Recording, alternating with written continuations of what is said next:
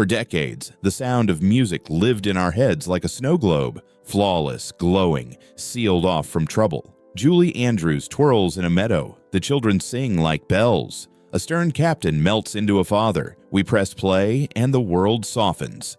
But what if that perfection was stitched together from chaos? What if the loveliest scenes were born out of windburns, ruined takes, censors, arguments, and accidents everyone was told never to mention? The public saw a fairy tale. The people who made it lived a battlefield. Bruises under costumes, laughter hiding panic, and a studio determined to bury every messy truth. Today, we're pulling back the velvet curtain. We'll go from the windy hilltop where Julie Andrews was knocked flat again and again to a gazebo where romance was drowned out by the most ridiculous noises imaginable. We'll look at scenes censored abroad, flags that reignited a city's pain, a boat that nearly swallowed a child, and a leading man who wanted nothing to do with the sweetness he was trapped inside. And yet, out of all that friction, a miracle took shape.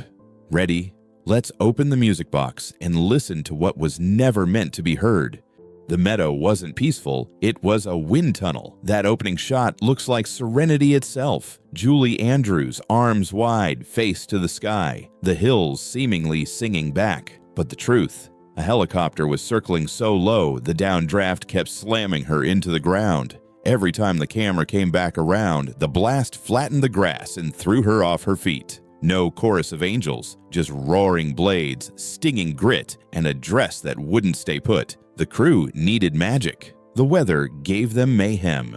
Takes piled up, the light changed. The meadow turned into a wrestling ring, Julie versus the sky. And still, she stood up, reset, and smiled like nothing happened. The shot you remember, clean, triumphant, sits on top of a small mountain of ruined attempts and aching muscles. Sometimes the loveliest moments in cinema are made by someone gritting their teeth and trying one more time. And yet, the meadow was just the first bruise. The next scene didn't batter bodies. It broke composure. But if the opening asked Julie to fight the wind, the next scene asked the entire team to fight laughter. The kiss that wasn't romantic until the lights went out. The gazebo kiss is the movie's heartbeat. Two people finally admitting what everyone else can already see. It feels delicate, moonlit, inevitable. Only the set wasn't filled with music. It was filled with noises that sounded like someone stamping on a bowl of raspberries. The giant carbon arc lamps meant to create dreamy moonlight sputtered and groaned at the worst possible moments. Christopher Plummer leans in. Pa-ba-ba-tut.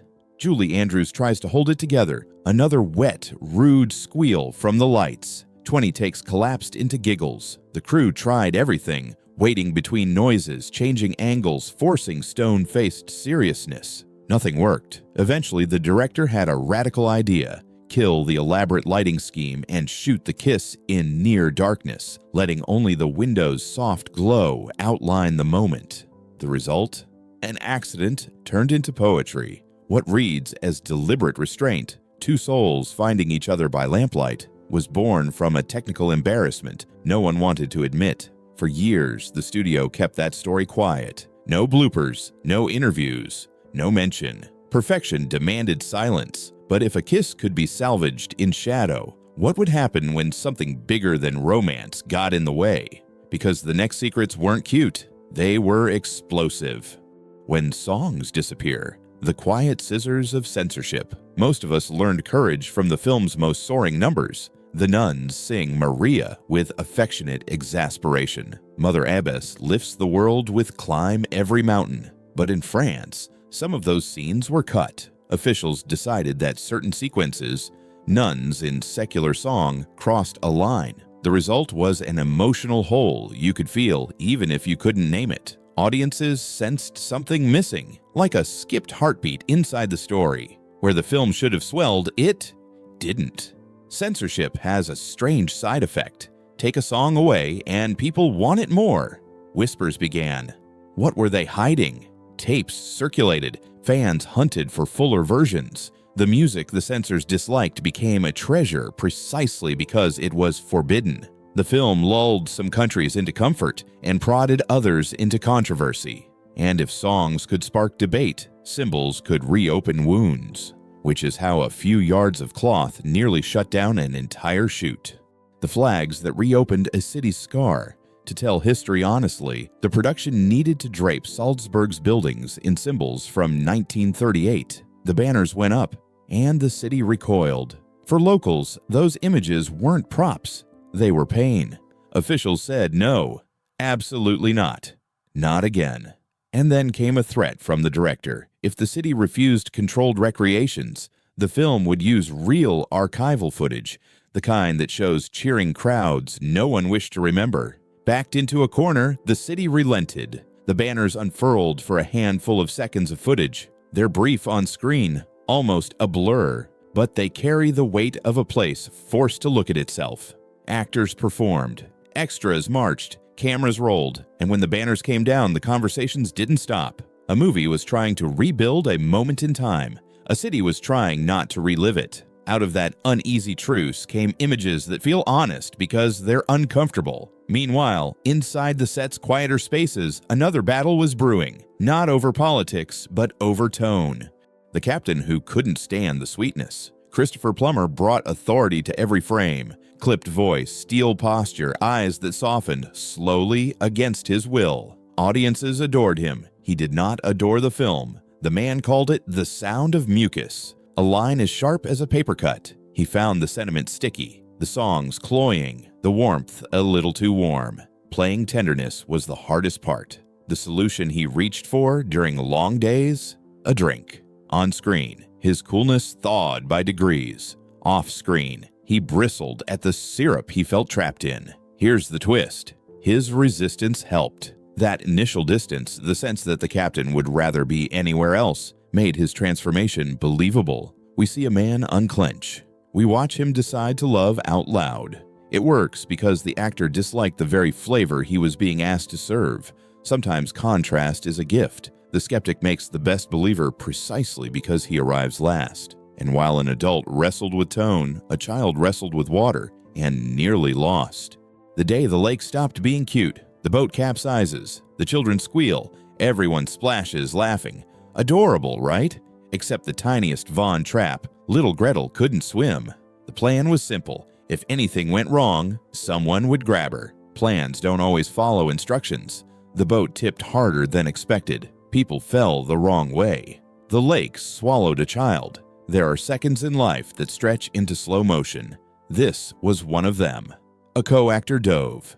Hands found fabric. The child surfaced, coughing, eyes wide with a fear you'll never see on the screen because the camera caught only the smiles. That day left a mark. For some, water was never the same again.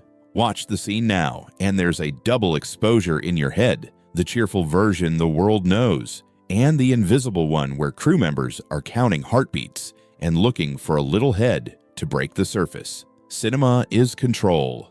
Water is not.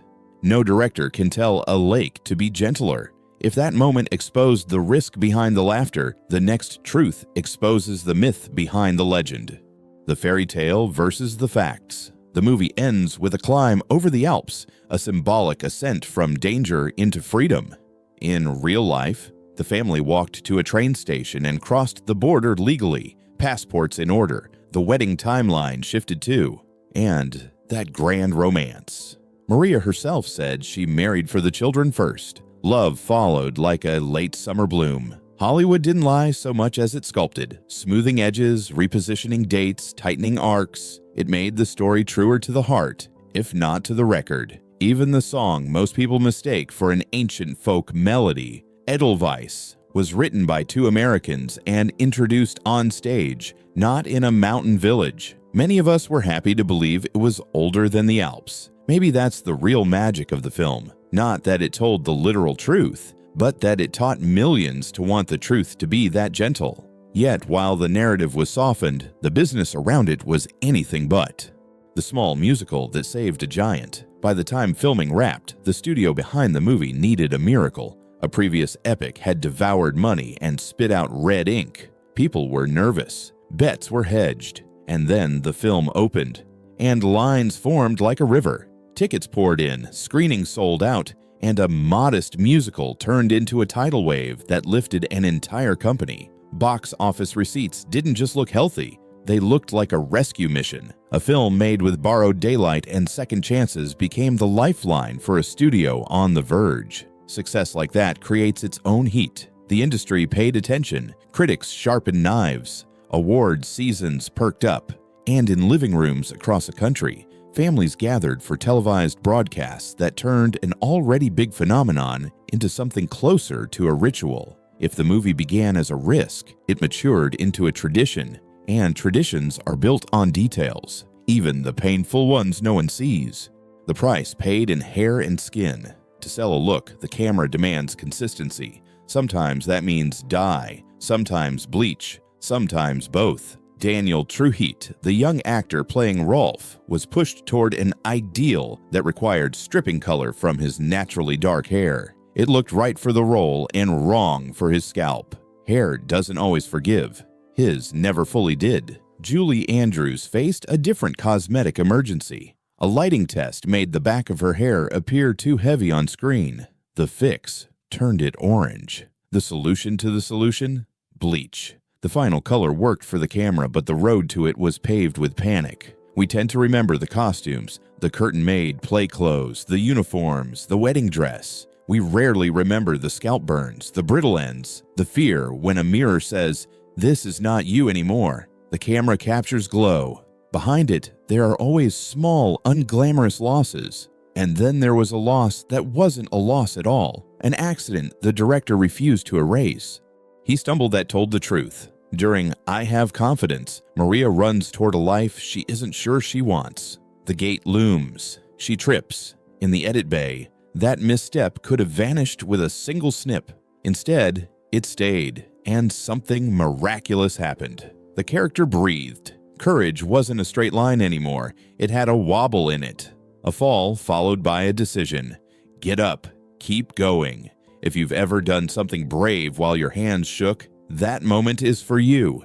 It says bravery isn't glamour, it's grit. We think perfection is what wins. Often, it's sincerity. The audience feels the difference. A polished step reads as choreography. A stumble reads as life.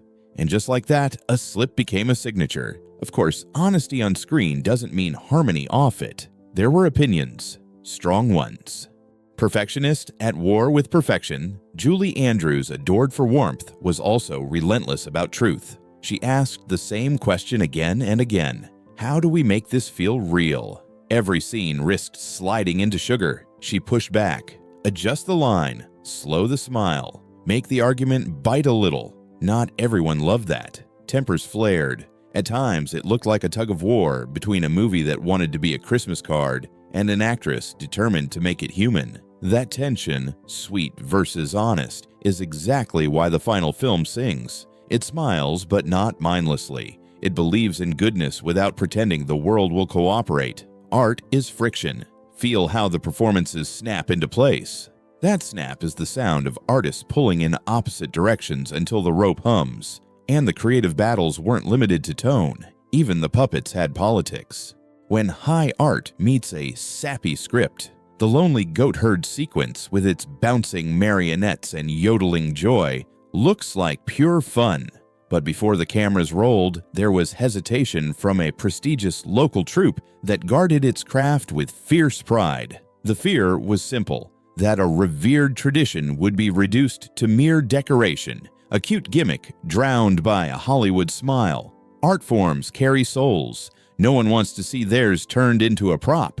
Time has a sense of irony. After the film exploded, the same artistry that hesitated embraced the wave of visitors and staged its own interpretations that brought new audiences to old techniques. Sometimes the bridge between serious culture and mass culture is built by the very spectacle it resists. Everybody wins, slowly. And all the while, outside the frame, opinions sharpened until they cut. Applause, backlash, and the long echo of a single night. When the film hit theaters in 1965, the response wasn't warm, it was volcanic. Awards followed, receipts piled up. Families saw it twice, then thrice, then bought tickets for the neighbors. When the movie aired on television years later, the numbers were staggering, turning a theatrical sensation into a national ritual. Children grew up singing scales. Grandparents cried at the same moments on the same couches. A movie became a holiday without needing a date on the calendar. Success invites debate. Some critics rolled their eyes at the sugar content and asked hard questions. Did the film soften history too much? Did the music risk covering the sound of marching boots? Others argued the opposite, that kindness is not naivety, and that hope is its own form of defiance. The audience decided long ago where it stands. People return to what makes them braver, and this story, for all its frosting, hides steel beneath.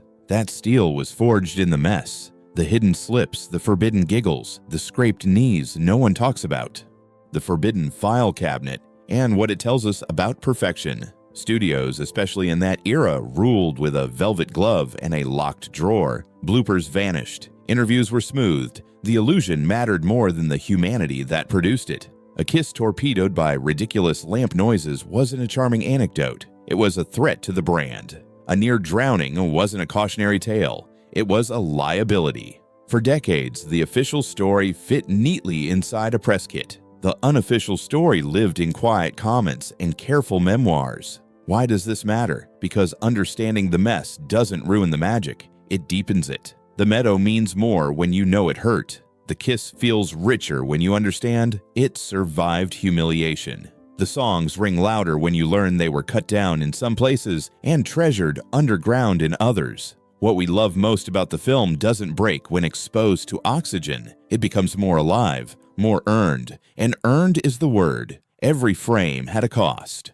The human bill for a perfect picture. Count the prices, big and small. A leading man swallowed pride and found a performance inside his resistance. A leading lady caught windburns and still smiled. A child swallowed lake water and kept acting. A city reopened an old bruise so a story could be told honestly. Hair was sacrificed. Sleep was too. The camera asks for everything, then asks again. And yet, for all that cost, the film paid out interest the cast and crew couldn't have imagined. Generations singing, families bonding, new artists inspired to make their own brave, stubborn work. Art is a trade. You give it what you have. It gives you something back. Not always what you expect, rarely when you expect it. The Sound of Music gave the world confident songs and comfort scenes. It gave its makers a tangle of memories, some painful, most precious. And buried in those memories is a lesson the final scene teaches better than any speech. The mountain you can't see. The movie says you can cross a mountain with the right song in your lungs and the right people holding your hand.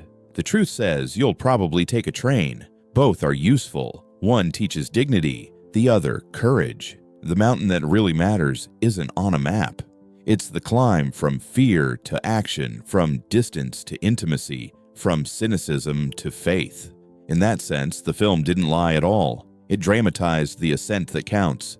A family learning to move as one, a stern man learning to sing, a young woman learning that confidence isn't the absence of fear, it's motion in spite of it. Watch the stumble at the gate again. There's your summit, not the last shot. The little fall, the quick recovery, the breath she takes before she knocks on a door that will change her forever. If you've ever paused on your own threshold, you already know the ending. The echo that won't fade. Why does this movie still draw us back? Nostalgia explains some of it. The songs are sticky, the colors are kind. But under the surface, there's a tougher current. The feeling that excellence is possible when people refuse to let the mess win. The lamp sputters. Find a new way to light. The sensor cuts. The music finds the cracks and slips through.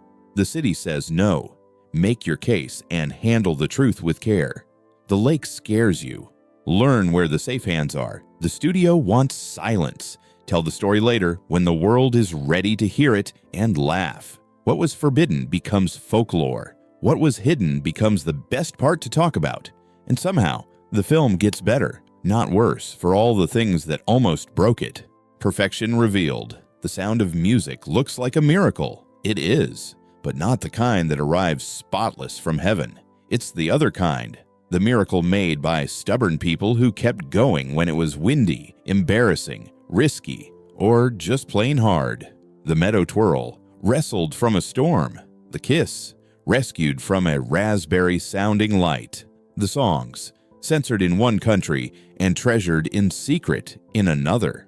The flags, a wound reopened so the past could be seen clearly. The captain, furious, then unforgettable. The boat, almost tragic, then iconic. The stumble, left in, and truer for it. So the next time the orchestra swells and the hills turn green in your living room, remember what you're actually hearing. Not just music, but the sound of persistence. Not just harmony, but the chord that forms when humor, grit, fear, art, and accident hold hands and refuse to let go. Which hidden piece hit you the hardest? The laugh-ruined kiss, the lake's cold grip, or the flags that made a city flinch? Drop it in the comments. And if you love untangling the myths behind classics, stick around. There are more locked drawers to open, more perfect stories that only make sense once you hear the parts we weren't supposed to know. Until then, keep climbing, one honest, wobbly step at a time.